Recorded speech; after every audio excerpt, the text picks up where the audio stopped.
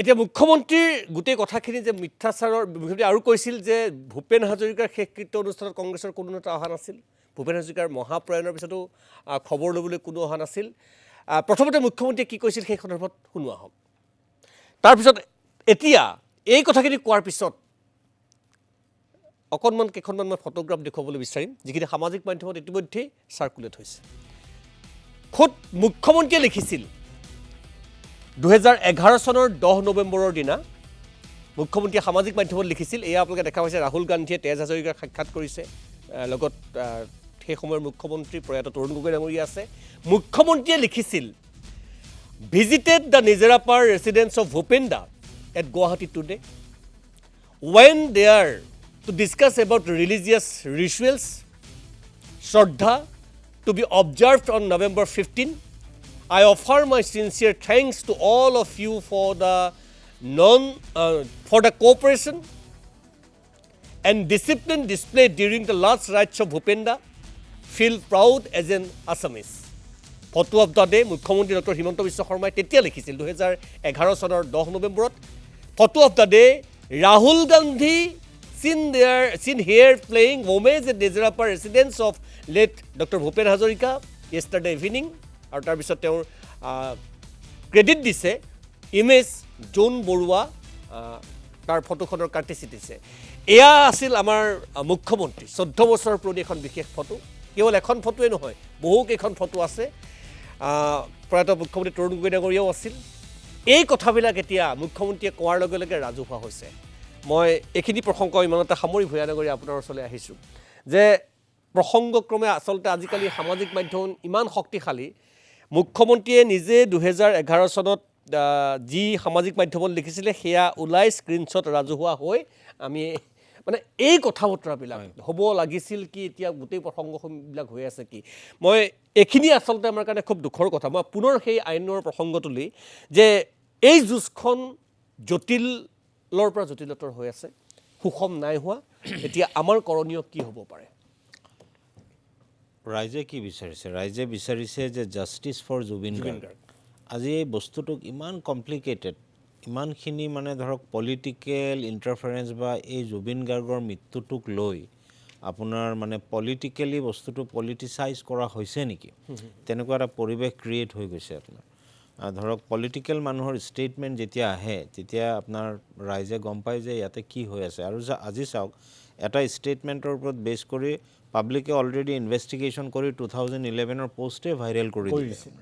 So' there for আমি আমাৰ মুখেদি আজিও যে মই আপোনাৰ আগত বক্তব্য ৰাখি আছোঁ, প্ৰত্যেকটো শব্দ মানে কেয়াৰফুলি ডেলিভাৰ কৰিব লাগিব, কাৰণ this is a public forum, যে কিবা ভুল হৈ গ'ল নেকি মোৰ।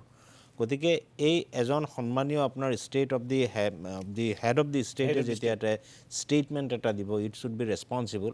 তেওঁ আমাৰ কাৰণে আপোনাৰ he is the guardian of the state. গতিকে আমি বিচাৰিম যে তেওঁ এটা ৰেছপনচিবল বিহেভিয়াৰ কৰক। এতিয়া কথাটো হ'ল চাওক, এই যে জুবিন গাৰ্গৰ যিটো মানে যিখিনি আইনী কথা আহিছে আপোনাৰ, আজি জাষ্টিছ ফৰ জুবিন গাৰ্গ এইটো এটা শব্দ হয়, মানে এই শব্দটো এতিয়া অলৰেডি 1.5 মিলিয়ন হৈ গৈছে গম পাওঁ।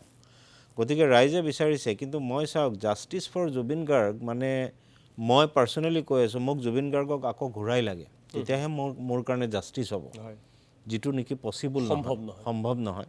নিয়তিৰ ইচ্ছা আমি মানি ল'ব লাগিব।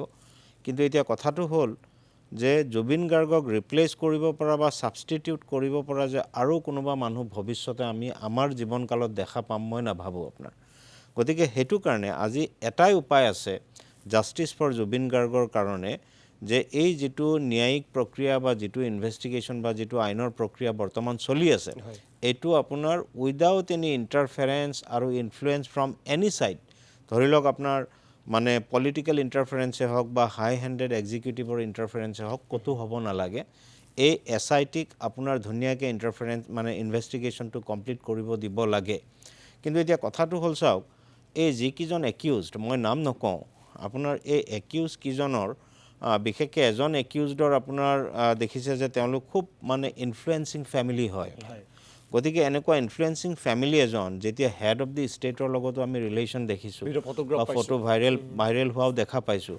গতিকে তেতিয়া কি হয়, এই যে অসমৰ ৰাইজৰ মনত এটা সন্দেহ জাগিছে আপোনাৰ বৰ্তমান, যে এইটো কাৰণে আপোনাৰ কি হৈছে, এই ইনফ্লুৱেঞ্চিং ফেমিলিৰ পাৰ্চন এজন একিউজড হিচাপে থকা কাৰণে মানে মই ভাবোঁ যে এই গোটেই ইনভেষ্টিগেশ্যনটো SITৰ পৰা ট্ৰেন্সফাৰ কৰি যদি চেণ্ট্ৰেল ব্যুৰ অফ ইনভেষ্টিগেশ্যন বা নিয়া বা নেশ্যনেল ইনভেষ্টিগেটিং এজেঞ্চি যিটো কম্পিটেণ্ট অথৰিটি হয় তাতে যদি হেণ্ড অভাৰ কৰি দিয়ে মই ভাবোঁ এই ইনভেষ্টিগেশ্যনটো খুব ফেয়াৰ ট্ৰেন্সপাৰেণ্ট আৰু মানে আমাৰ হেড অফ দি ষ্টেটৰ ওপৰতো যে মানুহে আঙুলি টোৱাইছে যে তেওঁ মানে ইয়াতে কিবা ইণ্টাৰফেয়াৰ কৰিব পাৰে মই ভাবোঁ সেইটোৰ পৰাও তেওঁ মুক্ত হৈ যাব গতিকে CBI যদি ইনভেষ্টিগেশ্যনটো টেক আপ কৰে মই ভাবোঁ এটা শক্তিশালী আপোনাৰ মানে এভিডেন্স বা চাৰ্জশ্বিট আমিও আপুনি চাওক ট্ৰায়েল কোৰ্টত কি হয় আমি যেতিয়া দেখোঁ CBIৰ যিবিলাক চাৰ্জশ্বিট থাকে কেতিয়াবা 1 ট্ৰাংক 2 ট্ৰাংক হৈ যায়গৈ এভিডেন্স আপোনাৰ দে আৰ ভেৰি প্ৰফেশ্যনেল আৰু ভেৰি মাইনিউটলি আপোনাৰ মানে তেওঁলোকে কি কৰে এনেকুৱা ধৰণৰ কেছবোৰ ইনভেষ্টিগেশ্যন কৰে গতিকে সেইটো কাৰণে যেহেতু সিচুৱেশ্যনটো চাওক যদি সিচুৱেশ্যনটো এটা প্লেইন ইনভেষ্টিগেশ্যন হৈ থাকিলে হয় without any interference without any influence from any side বা এনি পাৰ্ট তেতিয়া আপোনাৰ SIT ইনভেষ্টিগেশ্যন কৰি আছে ক'ব লগা একো নাই কিন্তু এই যে ঘটনা পৰিঘটনা যিবোৰ হৈ আছে সিকুৱেন্স অফ ইভেণ্টছবিলাক যদি আমি মানে মিলাই পেলাই চাওঁ তেতিয়াহ'লে কি হয় আপোনাৰ মানে মানুহৰ মনত যিটো সন্দেহ জাগিছে যে এই ইনভেষ্টিগেশ্যনটো গৈ পেলাই খুব ফেয়াৰ ট্ৰেন্সপাৰেণ্ট নহ'ব আপুনি চাওক সনিত মই আপোনাক এটা কথা কৈ আছোঁ আৰু অন্যান্য সংবাদ মাধ্যমতো এই কথাখিনি কৈছোঁ যে কোৰ্ট সন্মানীয় যিসকল কোৰ্ট থাকে আপোনাৰ এই কোৰ্টত যেতিয়া এটা কেছ ট্ৰায়েল হয় নহয় তেতিয়া আপুনি চাব তাতে কোনো ধৰণৰ আবেগ অনুভূতি এইবোৰ একোৱে কামত নিদিব আপোনাৰ কোৰ্টে যেতিয়া ক'ব যে in view of the evidence collected and produced by the prosecution this court is satisfied that the prosecution able to make out a case and the charges are established against all the accused person tar vice versa hobo pare je prosecution failed to prove the case and therefore all the accused persons are acquitted enokwa dhoroner shobdo jate ami shunibo na lage bhovishyote gotike hetu karone আপোনাৰ এই investigating এজেঞ্চিৰ ওচৰত মোৰ এটা আবেদন যাতে তেওঁলোকে কোনো ধৰণৰ যাতে লুপ হোল বা ক্লু আপোনাৰ নাৰাখে অলৰেডি আমি আপোনাৰ লুপ হোল আৰু ক্লু দেখাই পাই আছে কাৰণ চাওক আমি আইনৰ মানুহটো আমি আইনৰ লগত সদায় জড়িত হৈ থাকোঁ গতিকে কোনটো বস্তু কোনটো লাইনেদি যাব আৰু ভৱিষ্যতে কি হ'ব গৈ আছে সেই সংশয়টো এতিয়াৰ পৰাই হৈ আছে কাৰণ এতিয়া শুনিছোঁ যে 20 তাৰিখে আপোনাৰ SIT ছিংগাপুৰলৈকে যাব ছিংগাপুৰত যাব ছিংগাপুৰ পুলিচৰ লগত বহিব কথা পাতিব কিন্তু আপুনি চাওক যিখিনি ফৰেনচিক এভিডেন্স হোটেলখনত য'ত সন্মানীয় জুবিন গাৰ্গ ডাঙৰীয়া যিটো হোটেল ৰুমত আছিলে তাতে নিশ্চয় ফৰেনচিক এভিডেন্স কালেক্ট কৰিছে নে নাই কৰা সেইটো আজি আপুনিও নাজানে ময়ো নাজানো যিটো পাত্ৰত তেওঁ খাদ্য খাইছিলে ৰাতি কি খাইছিলে সেইখিনিতো আমি গম নাপাওঁ আপোনাৰ গতিকে এইটো এটা সৰু সৰু মাইনিউট এক্সামিন কাৰণ এইটো জুবিন গাৰ্গ ডাঙৰীয়াৰ হত্যাৰ গোচৰৰ আপোনাৰ ইনভেষ্টিগেশ্যন ইয়াতে কোনো ধৰণৰ লেপছ থাকিব নোৱাৰে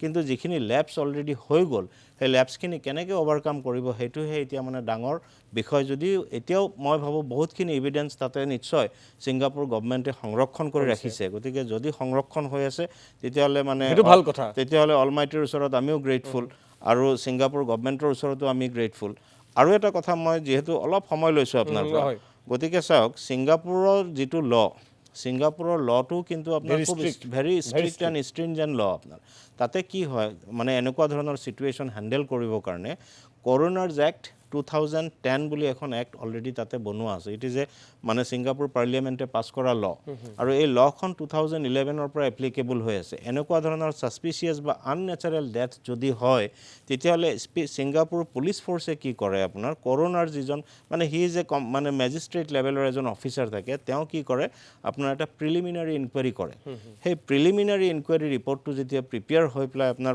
কম্পিটেণ্ট অথৰিটিৰ তাত প্লেচ কৰে যদি দেখিছে যে ইয়াতে সেই ডেথটো ছাছপিচিয়াছ ধৰণৰ হৈছে বা মাৰ্ডাৰ বা এনি নেচাৰেল ডেথ নহয় তেতিয়া তেওঁলোকে কি কৰে ক্ৰিমিনেল ইনভেষ্টিগেশ্যনটো ডিৰেক্ট কৰিব পাৰে আৰু যোৱাকালি মই আপোনালোকৰ কিন্তু এই কৰোনাৰ ইনকুৱাৰী এক্ট তাতে হৈ আছে নে নাই আপোনালোকৰ সংবাদ মাধ্যমৰ থ্ৰুদিহে মই গম পাইছোঁ যে কৰোনাৰ ইনকুৱাৰী হোৱা বুলি কিন্তু তাতে কিবা নাম্বাৰ কোনে কৰিছে কেতিয়া কি নাম্বাৰ কোনো ৰেকৰ্ডছ আমাৰ তাত নাই গতিকে সেইটো কাৰণে মই ভাবোঁ যে এই যে মই মিডিয়া ব্ৰিফিঙৰ কথাটো যে কৈছোঁ আপোনাক যে SITয়ে আমাক ইমানখিনি জনাব নালাগে কোন সাক্ষীয়ে কি কৈছে সেইটো তেওঁলোকে ডিছক্ল'জ কৰিব নোৱাৰে কিন্তু কি হৈ আছে আপোনাৰ সেইখিনি যদি তেওঁলোকে আপুনি চাওক যিবিলাক সিদ্ধু মুছেৱালাৰ যেতিয়া আপোনাৰ হত্যা হৈছিলে তাতে দিল্লী পুলিচে টাইম টু টাইম আপোনাৰ মিডিয়া পাৰ্চন এপইণ্ট কৰি সদায় গধূলি মিডিয়া ব্ৰিফিং আপোনালোকক দিছে, আপোনালোকে সেইখিনি তথ্য ৰাইজক অৱগত কৰিছে। গতিকে জুবিন গাৰ্গ ডাঙৰীয়াৰ কাৰণে মিডিয়া ব্ৰিফিং কৰাত যে আমি এইখিনি কৰি আছোঁ সেইটো কোৱাততো কোনো আপত্তি নাই। নিশ্চয়। গতিকে সেইটো কাৰণে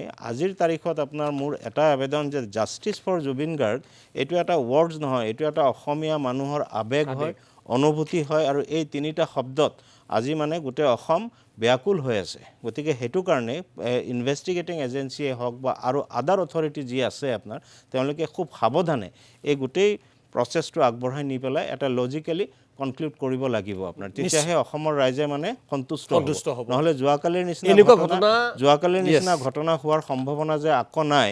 আপুনি চাওক অহাকালি দুজন একিউজডক আকৌ আপোনাৰ ৰিমাণ্ড চেছ হ'ব। গতিকে আপুনি চাওক সেইকাৰণে ষ্টেট যিটো মেচিনাৰী থাকে নহয়, তেওঁলোকৰ এটা ইণ্টেলিজেঞ্চ ডিপাৰ্টমেণ্ট ছেপাৰেটলি বনোৱাই থাকে। গতিকে তেওঁলোকৰ তাত ইনপুট থাকে যে এই ছিটুৱেশ্যনটোত এনেকুৱা ধৰণৰ ঘটনা পৰিঘটনা হ'ব পাৰে, সম্ভাৱনা আছে। গতিকে এজন একিউজডক এটা ডিষ্ট্ৰিক্টৰ পৰা আৰু এটা ডিষ্ট্ৰিক্টলৈকে ট্ৰেন্সফাৰ কৰোঁতে দে শ্বুড টেক অল প্ৰিকশ্যনছ। ধৰি লওক যোৱাকালি যদি কিবা এটা দুৰ্ঘটনা হয়, এই দুজন একিউজ যদি আপোনাৰ প্ৰাণ আহুতি দিব লগা হ'লে হয়, তেতিয়াহ'লে জাষ্টিছ ফৰ জুবিন গাৰ্গ হ'লে হয় জানো আপোনাৰ? গতিকে এই শাস্তি কোনে দিব পাৰে ভাৰতৰ ন্যায় ব্যৱস্থাত? শাস্তি দিয়াৰ একমাত্ৰ অথৰিটি হ'ল জুডিচিয়েল প্ৰচেছ দি গৈ পেলাই সন্মানীয় কোৰ্টসকলে শাস্তি দিব পাৰে। তাৰ বাহিৰে আৰু কাৰো হাতত এই ক্ষমতা নাই। গতিকে এইখিনি কৈ মই এই সুযোগ দিয়াৰ বাবে মই আপোনাক ধন্যবাদ জনাইছোঁ। মই আপোনাকো বিদায় দিছোঁ, দীৰ্ঘ সময় আপোনাৰ লগত থাকিলোঁ।